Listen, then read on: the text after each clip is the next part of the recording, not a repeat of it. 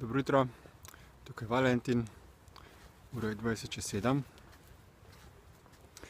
Danes bom pa govoril o obsedenosti z energijami, z občutki. In vedel sem, da na moj včerajšnji video, ko sem govoril o ljubezni, o občutkih ljubezni, o zaljubljenosti, da se bodo nekateri burno odzvali, kajti normalno, da pač energije so predprogramirane, so namenoma ustvarjene zato, da pač nas držijo v stanju ločenosti, da ustvarjamo konflikt, in posledica teh programiranj so pač to, da obstaja na tem svetu ogromno ljudi, ki pač so v notranjem konfliktu in ki imajo potrebo po ustvarjanju konflikta za voljo svoje lastne zadovoljitve, za voljo svojega lastnega občutka, da imajo prav, in nočejo se odpovedati tem občutkom, tem energijam, ker so pač z njimi zasvojeni in obsedeni.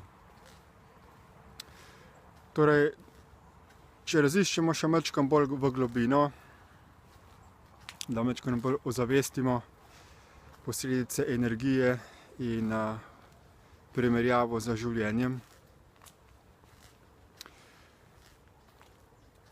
Razlika med človekom in živalmi je to, da recimo, ko se človek rodi, se integrira večinoma z umom, nekako. Še posebej poslušal sem en intervju z konjem, ko se pojasni, da ko se konji rodijo, so integrirani 99% z fizičnim telesom in 1% z umom.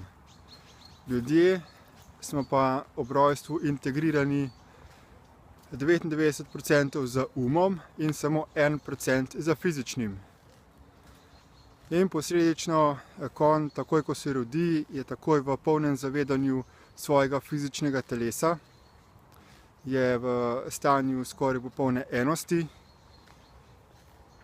in zato tudi takoj po rojstvu lahko hodi in funkcionira in se izraža v polnosti.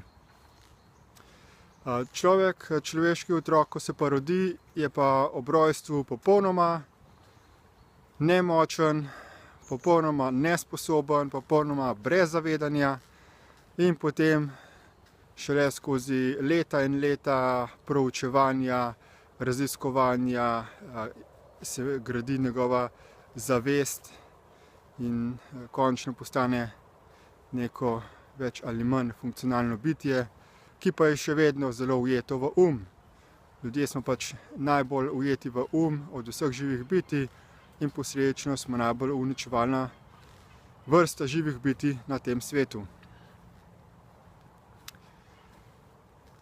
Ko se nekdo vpraša, kaj je bistvo življenja, zakaj smo tukaj, bi lahko odgovoril nekako tako, da pač smo tukaj zato, da se izpopolnjujemo, da se izražamo, da soustvarjamo, da sodelujemo med sabo, da se delimo to eno realnost. In živali, druga živa bitja, ki so v polnem zavedanju samega sebe, svojega telesa in svoje soodvisnosti od okolice, se obnašajo izjemno odgovorno. Spoštujejo druga živa bitja, iz okolice jemljejo samo toliko, kolikor potrebujejo. Ljudje pa smo ravno obratno, smo v nezavedanju, smo v ločenosti, in zato, ker smo v ločenosti, imamo občutek praznine. Ne zavedamo se niti svojega fizičnega telesa, nimamo skoraj nobenega odnosa z svojim fizičnim telesom, ne razumemo, kako telo deluje, ne čutimo notranjih organov, ne znamo komunicirati z svojim fizičnim telesom, ne vodimo ga v enosti z njim, ampak smo v umu. Edino, kar lahko nadzorujemo, je majčkeno dihanje, premikanje rok, nog in to je v bistvu vse. In zaradi tega, ker smo v ločenosti, se potem pojavi občutek osamljenosti in posledično želimo to notranjo praznino zapolniti na ta način, da ustvarjamo neke odnose. In šele potem, ko imamo odnos, zato se iščemo nekega partnerja, nekega ljubezenskega partnerja, življenjskega partnerja, da si potem na osnovi tega ustvarjamo misel, zdaj pa nisem več sam, zdaj pa sem nekom, in potem imamo občutek ljubezni, ampak ta ljubezen je samo do tega partnerja. In potem, ko imamo otroke, do svojih otrok in mogoče še majčkeno do svoje družine ali do svojih prijateljev, se pravi, naša človeška ljubezen je zelo omejena. Ljubezen govorim v praktičnem smislu, v smislu upoštevanja drugih ljudi, drugih živih bitij kot enakovrednih in do spoštovanja do njih.